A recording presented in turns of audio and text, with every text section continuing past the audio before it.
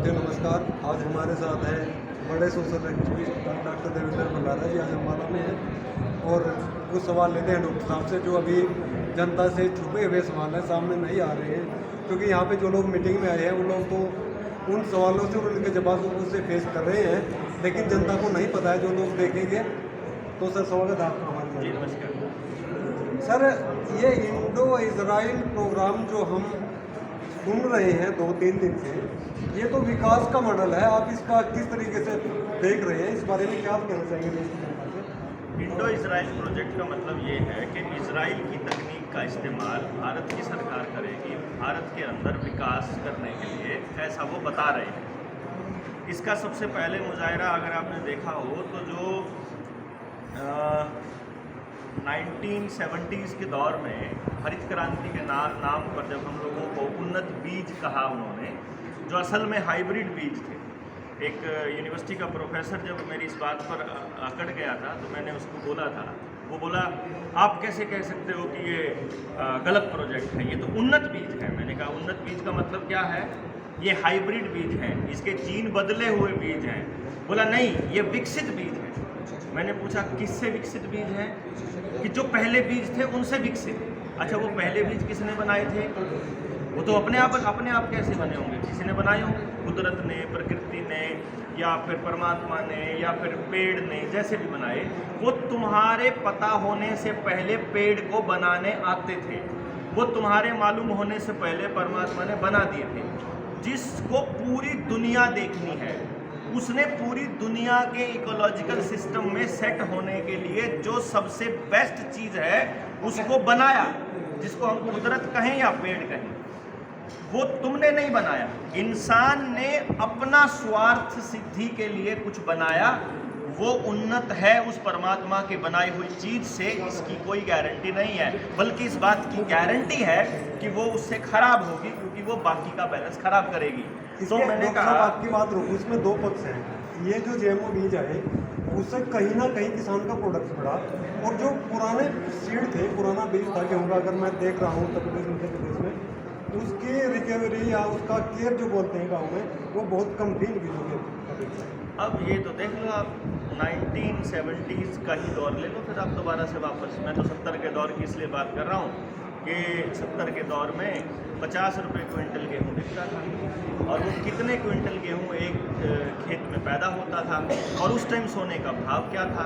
और वही सोने का भाव अगर आज आपको गेहूँ के बदले में मिलने लगे तो आपको पता चलेगा आज गेहूँ का रेट 14,000 रुपये प्रति क्विंटल होता। 14,000 रुपये प्रति क्विंटल का रेट अगर आज किसान को मिल जाए तो जितनी पैदावार आज हो रही है उससे आधी पैदावार में भी काम चलेगा। मेरा कहने का मतलब ये है कि पैदावार बढ़ गई, ठीक है, बीज उन्नत हो गया और किसान की ज़मीन नीलाम हो गई। ये कैसा विकास है? मतलब उन्नत बीज होने से और पैदावार बढ़ने से अगर किसान और गरीब हो रहा है, अगर और आत्महत्याएं कर रहा है, हर साल 12,000 के करीब किसान आत्महत्या कर रहा है, जो लिखित आंकड़ा है कर्जे की वजह से। लेकिन इसके अलावा जो कितने किसान तो बताते ही नहीं है कि मैं कर्जे की वजह से मर रहा हूँ। आपके यहाँ पर हर आधे घंटे में अगर एक किसान अपनी जान दे रहा है तो ये उन्नत बीज आने से पहले का आंकड़ा उठा करके देखो। अपने देश में गरीबी की वजह से, कर्जे की वजह से मौत किसान की 0 थी। यानी अगर ओरिजिनल बीज में किसान एक भी नहीं मरता है और उन्नत बीज से किसान हर आधे घंटे में एक जान दे रहा है, तो कौन सा बढ़िया कौन सा खराब, आप कैलकुलेशन करके बता दो। आप तो जनता सरकार मोर्चा की अगर मैं बात करूं, आप तो सीबीडीसी का भी विरोध करें। सीबीडीसी क्या बीमारी है, क्या संदेश आप जनता को देना चाहिए? जो मैंने आपको बताया, हरित क्रांति में इजराइल का प्रोजेक्ट लेकर आए, वही इजराइल का प्रोजेक्ट बीजों में आया। वही इजराइल का जो टेक्निक है वो आपके जो इंजेक्शंस लगते हैं बच्चों के, इसमें आई। वही इजराइल से टेक्निक आई आपका ड्रोन बनाने में, वही आपके ट्रैक्टर बनाने में, वही खेती के उपकरण बनाने में। वही इजराइल की प्रोजेक्ट आई आपके सीबीडीसी के अंदर। क्या आपको मालूम है कि सीबीडीसी भी इजराइल से कंट्रोल होता है? वही इजराइल की टेक्निक से चलता है, ब्लॉकचेन टेक्नोलॉजी से चल रहा है। नहीं मालूम है फिलहाल आप लोगों को, शायद पता चले देश के लोगों को कि सीबीडीसी का मतलब ये है कि आपके रुपए का नाम बदलकर अब ई-रुपया करने जा रहे हैं।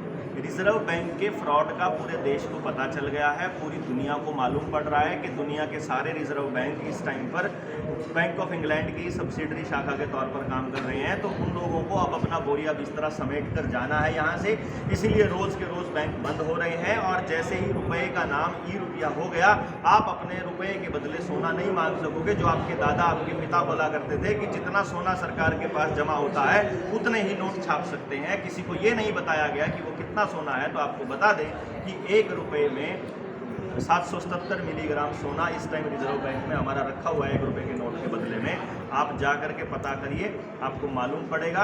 आज भी भारत सरकार के बनाए हुए कानूनों में ये लिखा हुआ है, किसी के घर पे अगर एक मोहर मिल जाए तो पेपर करेंसी एक्ट 1882 और 1870 के हिसाब से वो 15 रुपये में लिखी जाएगी, यानी 1 तोला सोना 15 रुपये में लिखा जाएगा। और अभी भी रेट वही है और वही स्टैंडर्ड है। तो इसको कैलकुलेट करेंगे। जिस इंडो इजराइल प्रोजेक्ट की आपने शुरू में मुझसे सवाल पूछा था, वो इंडो इजराइल प्रोजेक्ट अब आपके गांव में आपके जोड़ की सफाई के लिए आ रहा है। जोड़ की सफाई होगी, बाहर उसके बाहर पार्क और घूमने की जगह बनेगी, लोग वहाँ पर आएंगे, डीजे वगैरह लगेगा, दारू वगैरह बिकेंगी, मछली पालन होगा, झींगा पालन होगा। बाद में वहाँ पर कमरे भी बनेंगे, अहत्ता भी बनेगा, ठेका भी खुलेगा, रेस्टोरेंट भी खुलेगा। और वहाँ पर जिसको ऐश करानी होगी वहाँ पर आएंगे, ओयो के कमरे वहाँ पर खुलेंगे। और बाद में जिस आपके हर गाँव को रंडी खाना बनाने का प्रोजेक्ट है इंडो इजराइल प्रोजेक्ट। तो आपको लगता है कि इंडो इजराइल प्रोजेक्ट किसी भी तरीके से आने वाली पीढ़ियों के लिए खतरनाक है जहर, तो उसका सलूशन किस तरीके से किया जाए, या हमारे लोग किस तरीके से उसका आने वाले खतरे की तैयारी करें, उसके विषय में आप क्या कहें? आने वाले खतरे से बचने का एकमात्र रास्ता है गांव अपनी सरकार खुद बनाए। गांव की अपनी सरकार हो और वो राज्य की सरकार और केंद्र की सरकार को सरकार मानना बंद कर दे। अपने बच्चों को पढ़ा